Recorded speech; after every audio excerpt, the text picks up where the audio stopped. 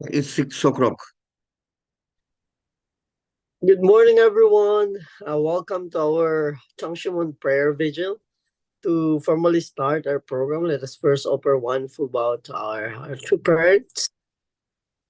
Chariot, Chonjin, Champumunimge, Kyungbe, Baro. Now let's recite Family Pledge. Family Pledge number 5. Kajong Mengse. O. Ergok Jin. 우리 가정은 참 사랑을 중심하고 매일 투지적 천상세계와 내상적 지상세계의 공유를 향해 전진적 발전을 촉진할 것을 맹세. Family pledge number 5. Our family, the owner of Channel Gook, pledges to strive every day to the unification of the spirit world and the physical world as subject and object partners by centering on true love. Okay, for our opening prayer, may I call on our elder sister Kiowe Parker. If you could please unmute and lead us a prayer today. Our loving heavenly parents and dearest two parents, good morning, and I love you, and thank you so much. Give us life and pick us up to your child. All your love and care and kept hope on us. Never give up on us and always give us a new way to reach up to you. Even we couldn't do whatever you ask us to do, or sometimes make mistake, or sometimes off from your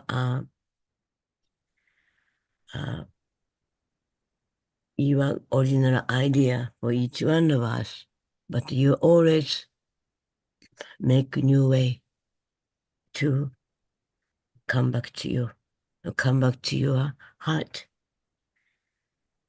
And to parents training us through so many God's will.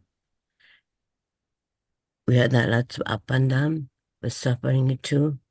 But every time when we finish, well, we do our best.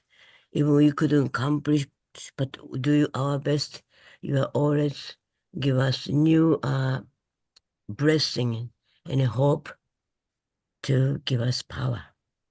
And we have so many brothers and sisters work with us, not only in our states, not only in America, all over the world. Brothers and sisters work with us, one purpose, centered on you as parents, centered on you, our two parents, work together. Two parents was all alone themselves. But we are thankful for. And two mother still leading us, guiding us, even 8 years old. We want to make her rest, and as a grandmother to take care of grandkids. But I'm so sorry, we still have to ask you to stand that position because you still cannot take care of your own responsibility. But someday we will not make you so happy and relax before you join the true Father in heaven. It will visit all over the nation with you planted seeds, and I want you to see fruits, how much fruits growing everywhere and on the earth. Thank you so much, everything. And now the second day of a new year in the solar calendar.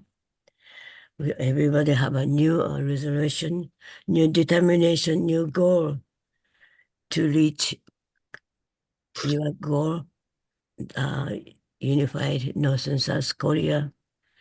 We really offer Korea to God's nation, to parents' homeland.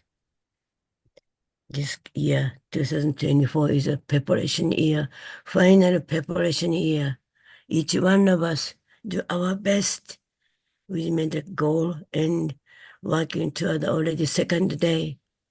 I hope everybody did the first day, even a little bit baby step to work out to reach our goal, to make kingdom heaven on earth, which really mother to parents, having parents you wish. We had to children need all humanity, all the young, all different country. Everybody have to get together to make children. We want more and more to take people to you witnessing. This is our goal. Start our own family. And you give us your permission to witnessing own family and as a front line. That's a so blessing and grateful. Thank you very much again. Please keep to mother safe and health and a long life. And I name I pray, Larry Parker, Center family as you. Drew, thank you so much for that sincere prayer. Okay, now let's proceed to our morning stretches. Okay, let's raise our hand to the sky.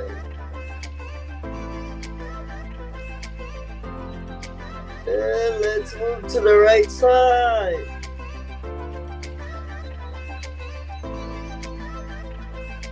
Then to the left side.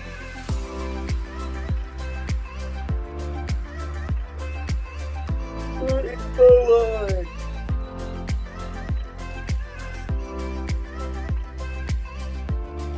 And then back.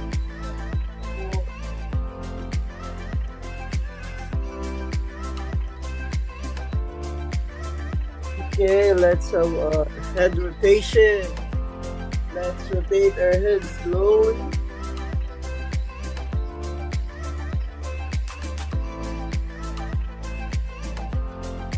Then opposite side.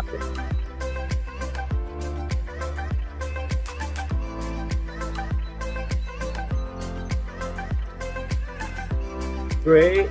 Now let's rotate our shoulder. Let's rotate it slowly as well.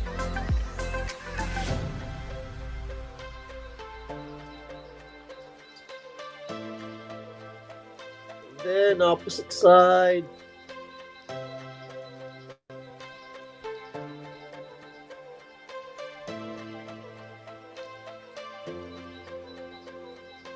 Okay, great. Now I'll give you 10 seconds to stretch whatever part of your body you want to stretch.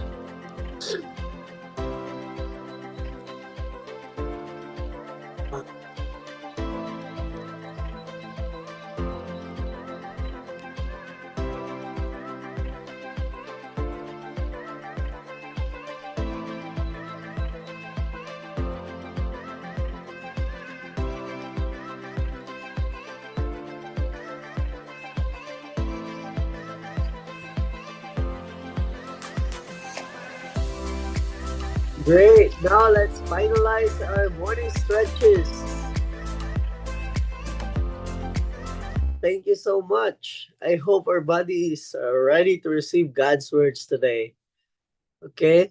At this point of time, let's have our sharing of our gratitude points for this morning and see you later.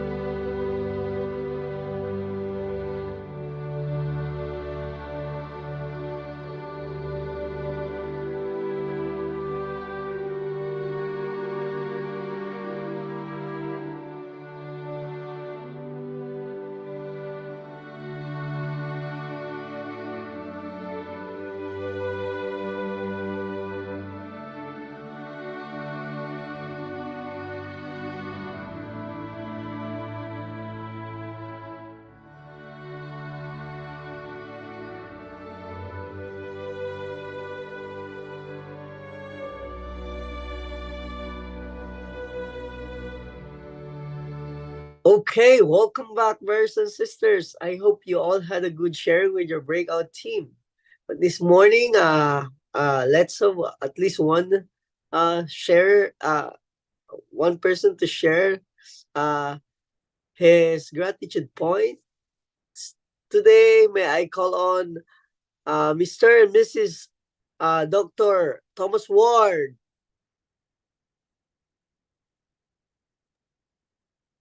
Thank you, Jake. Yeah, today's a very special day. Today is the 40th anniversary in the solar calendar of the Day of the Victory of Love. And it's on this day that 40 years ago that Hungjinim went into the spiritual world, was offered by true parents. And Hungjinim was such a filial son that he lived through God's day.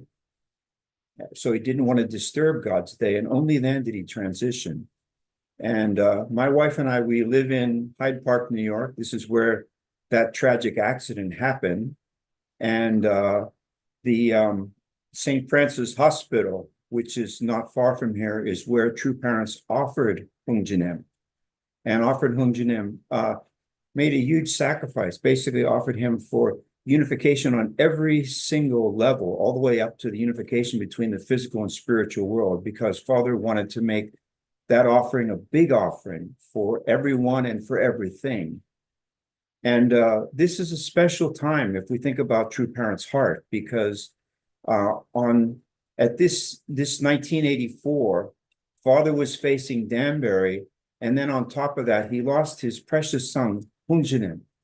And yet, in the midst of that situation, Father told Mother not to cry, and that they had to go forward no matter what, and to be able to love, to put love of God first before everything else. So such a beautiful example and such a beautiful offering. And on this 40th anniversary of the passing of Hungjinim, I really hope that this is a year when his spirit can come down as never before to bring a great victory for true parents and for God's providence. Thank you all. Wow, thank you so much, Dr. Ward, for that sharing. I think it's very important reminder to us. Thank you so much. And I know there are so many things to be grateful for. And if you like to share also your gratitude points this morning, please feel free to put it in our chat box. Okay, now let's proceed to the main part of this program, which is reading True Mother's memoir and reflection. For that, let's welcome Dr. Reverend Mari Curry. Good morning, everyone. It's so wonderful to see all of you. Thank you. All right, we will now begin our passage from the Mother of Peace.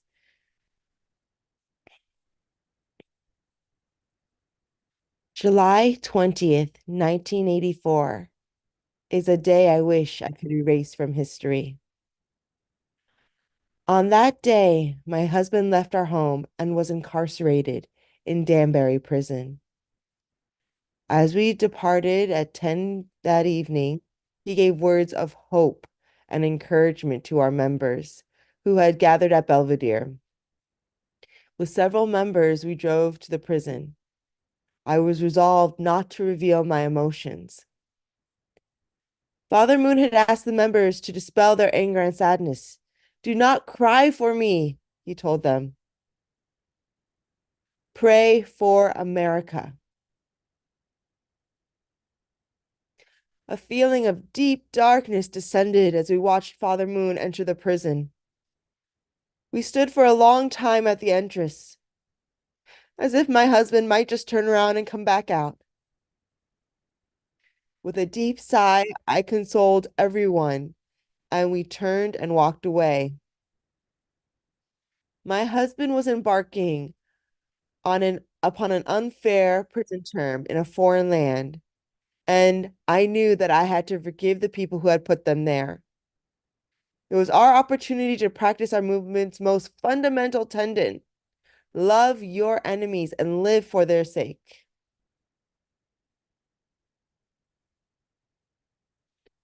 sacrificing oneself, even in the face of death, and going even further to forgive and love those who accuse and deceive is what we came to call the Danbury spirit. The Danbury spirit is to give and give, even after everything has been taken away, to forgive those involved, than to persevere, knowing something greater is bound to occur in accord with the heavenly will.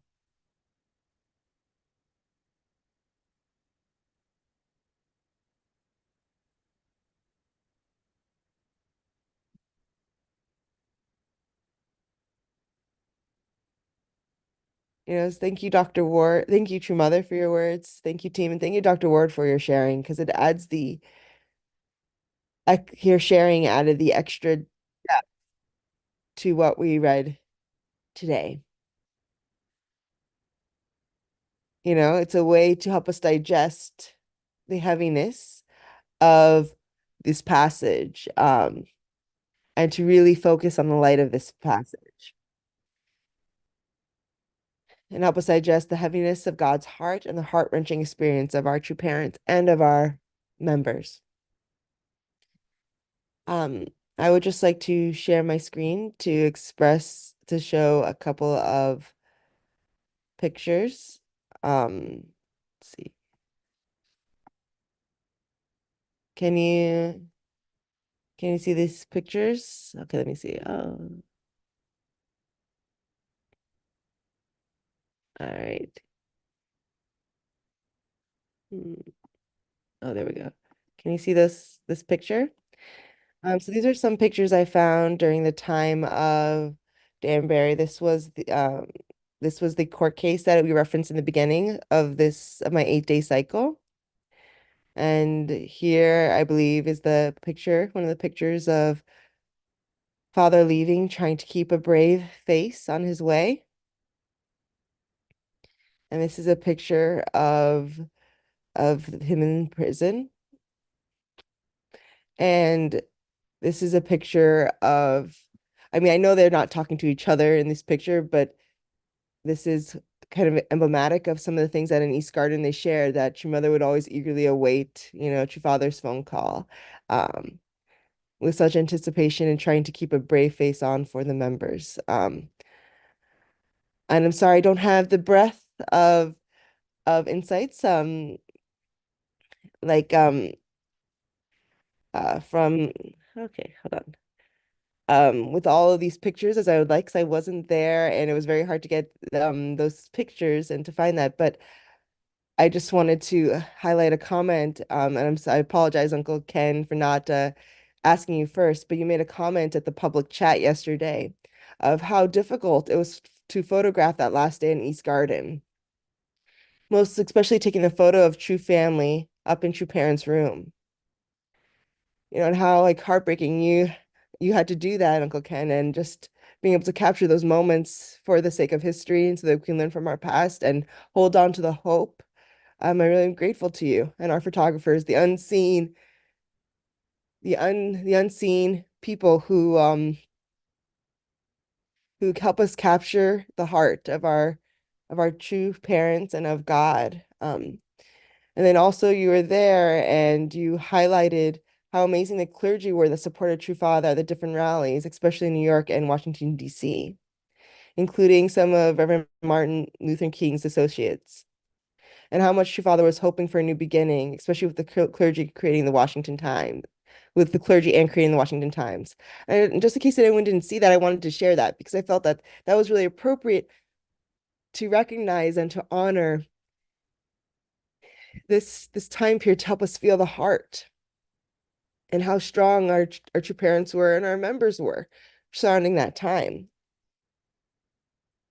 I cannot imagine the emotions that were rushing through everyone at this time and how much pain, fear, anguish, especially those experienced by our true mother and the members working closely with true parents. And honoring that how deep those feelings must have been and not to be able to express them fully, to put on a strong face. I wanted to honor that and recognize the difficulty so that we can understand how beautiful the triumphant attitude was and is. Because even though there was all these emotions that I could feel so tangibly in this passage and that were so eloquently expressed, two main things rang so loud. The first being forgiveness. This situation is another example of our true parents' indomitable spirit and strength to master forgiveness, to forgive and love those hardest to. True Mother said, to reiterate the quote, I knew that I had to forgive the people who had put him there. It was our opportunity to practice our movement's most fundamental tenet, love your enemies and live for the sake of others. Sacrificing oneself even in the face of death and going even further to forgive and love those who accuse and deceive. That is so powerful to hold on to that, even with facing so much. Her heart was to forgive, and to ask all the members to forgive too. What an amazing foundation for the future we had in that heart. It's like, this is a special reminder that in forgiveness, all things can be healed. And in forgiveness, even when we don't want to, even when it's to the most difficult people, forgiveness gives an avenue for God to work. And it is clear that God worked through this. Mother said so herself in the pages of this autobiography. The second part that rings so loud for me is the concept and the reminder of never stop giving. To give when everything has been taken away. What an amazing heart. Mother was raising 14 children. It was even mentioned that only shortly before this, she had given birth, right, to her 14th child. To do that while leading a movement, while keeping on a happy face for your children and for the members, to keep instilling hope and still giving hope to your husband and letting him know that it's all okay because you're going to run everything. And of course, there was many members to support, but it's not the same as having your partner by your side. And then to still push forth that spirit.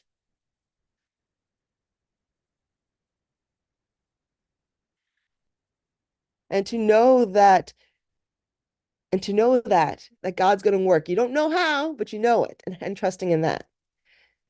So before I end my commentary for this section, I just wanted to repeat that final part of this passage, just so we can hold on to it, because I think that it's no coincidence that we're being reminded of this spirit on the second day of the new year. The Danbury spirit is to give even after everything has been taken away, to forgive those involved, and then to persevere, knowing something greater is bound to occur in accord with heavenly will. I think that a year based on this type of foundation, a year that we can hold on to this Danbury spirit, is one where great miracles, great growth can happen. Because with this type of attitude, it's impossible for God not to work. With this type of attitude, it's impossible for things not to heal. Because when we work on ourselves and we choose to persevere, to forgive, and when we choose to keep working and keep serving and keep giving, when we make that choice, we are transforming our mindset. We are transforming how we can see the world around us, how we see our family, our friends, people who have hurt us, situations that we're dealing with. And in this mental, artistic, spiritual transformation, this is where we can see the opportunities and grab the opportunities that God gives us. And by extending this, can you imagine how quickly we would come to a peaceful world if we embodied this spirit and we taught others to do the same?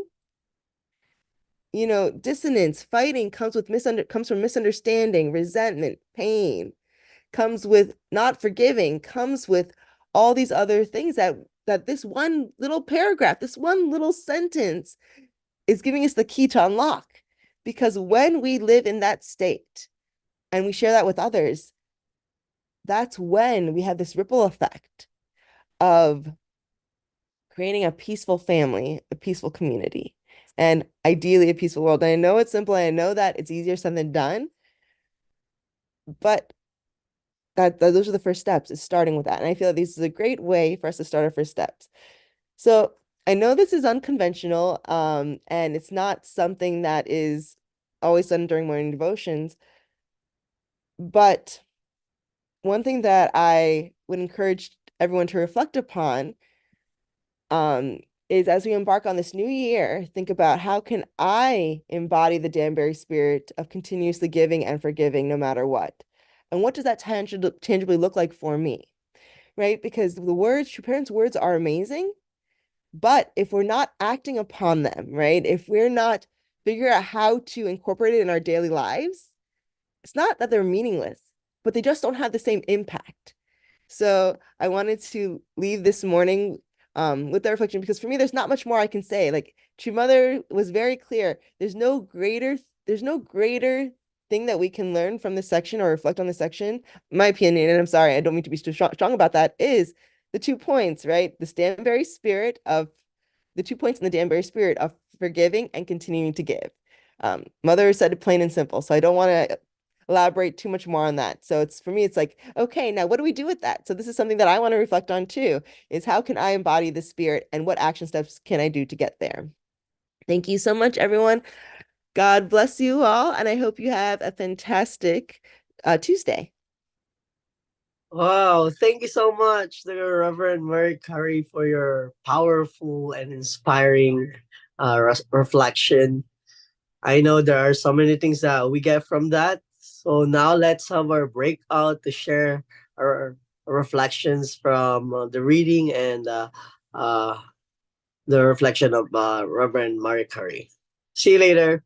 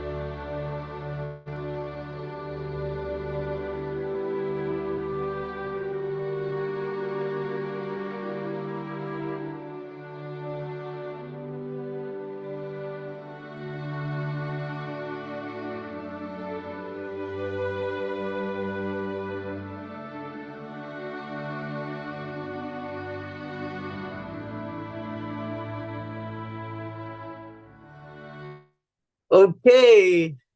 Welcome back, everyone. I hope you had a good sharing with your breakout teams. So due to time, we couldn't be able to have a testimony today. But if you want to share your reflection or testimonies from today's reading and Dr. Reverend Marie Carey's reflection, you can always put it in our chat box.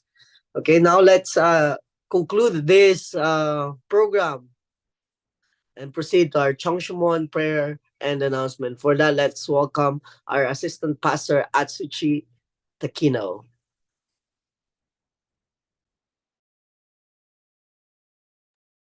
Good morning, brothers and sisters.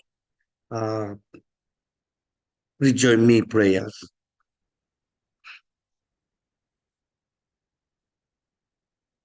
The most loved Heavenly Parent, our true parents. Today is the 40 days anniversary, 40 years of the anniversary, the day of victory of true love.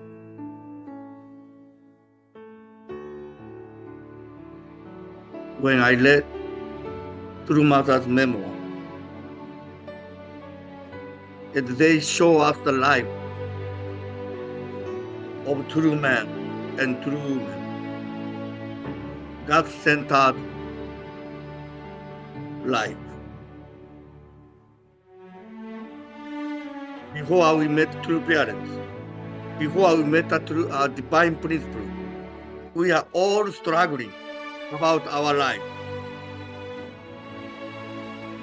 Conflict myself, like Saint Paul lamented.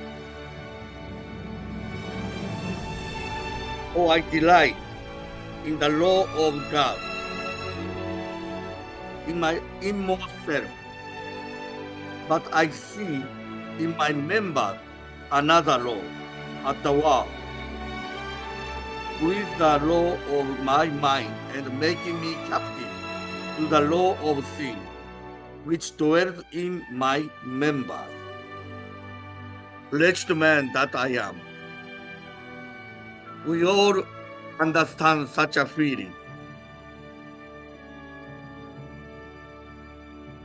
But thank you, God, we all have our original mind. That's why even we know my current status is a totally conflict situation myself, but we're still looking for God. We're still looking for the truth, true person. And when we see the Father Moon and Mother Moon's life, we see their truth. And we want to be like that. Heavenly Parents, New Year begin, and True Mother once again asking us resemble the Creator, resemble God, Creator, to become the owner of Choiluguk. Heavenly Parents, we like to be like you. We want to inherit your heart, your love. Yes, important of the forgiveness. Yes, important of the true love. But most important, source of the love is a God. True love comes from God. That's why true parents always standing center of God. Their life always thinking of the God side, standing by God. Heavenly Parents, we want to be like that this new year. We like to fight myself to become true person. I pray report this. My name, Atsushi and Namiko Takino, Press Central Family. Achu.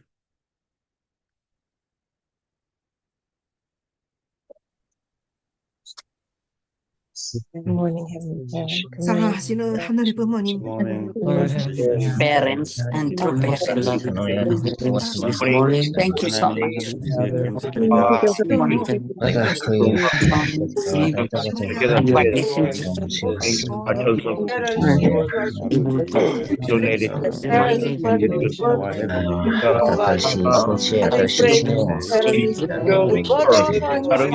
Always. And we can be hearts. We can read You are His support, here. His word, a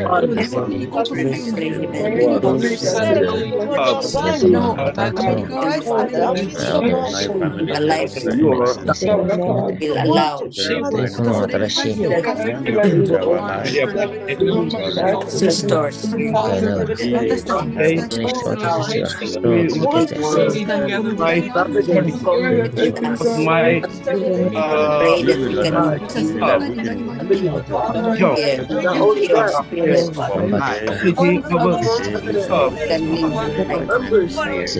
spirit Thinking about can live like serving, giving to others. giving my energy. Number My star and guide me.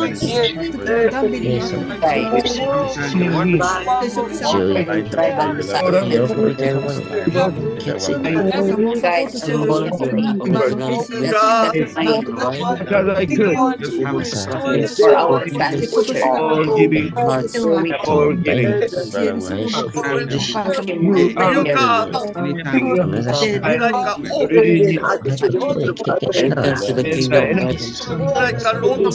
that we can You're inherit making the this spirit from heaven. from our the big heart, those people My center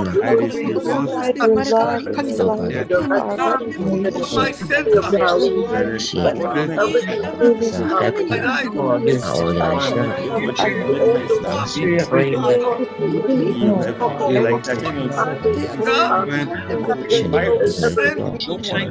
that to have a life, not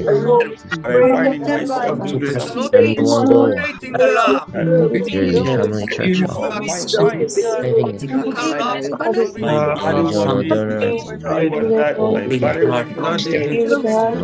heart playing in your show. All those things are fully so much. You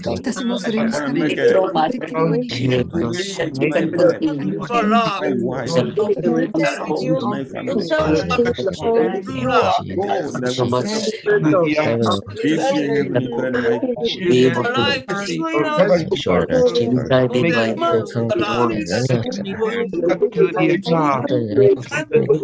be guided by the words.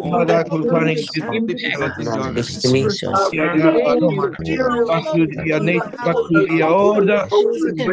this in our daily life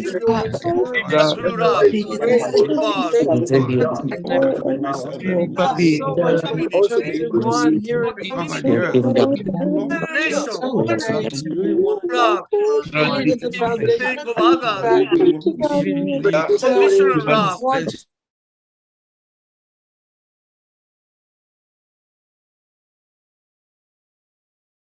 Okay, thank you so much, brothers and sisters, for coming today. And I hope we can be able to really apply what we have learned and realized in this morning devotion. Thank you so much and have a great day. See you tomorrow. Thank you. Great day, Have a everyone. great day, everyone. Happy Tuesday. Have a great day. Pastor Bye. Kimmy, Happy New Year, brother. Happy New Year. Yes. Reverend Crescent. Thank you so much, Mari. Jack, thank you. Dr. Ward, good to Thank see you, Dr. you. Ward. Thank you, Mari. Dr. Ward, thank you. Check. Mary Carey, you're so powerful. Thank you so much. Regards to your mom. God bless. Parker, God bless you. Have a happy Good morning. 5 seconds. Thank you, Dr. Ward. Jack, you're doing so well right now. God bless you, Jack. Thank you.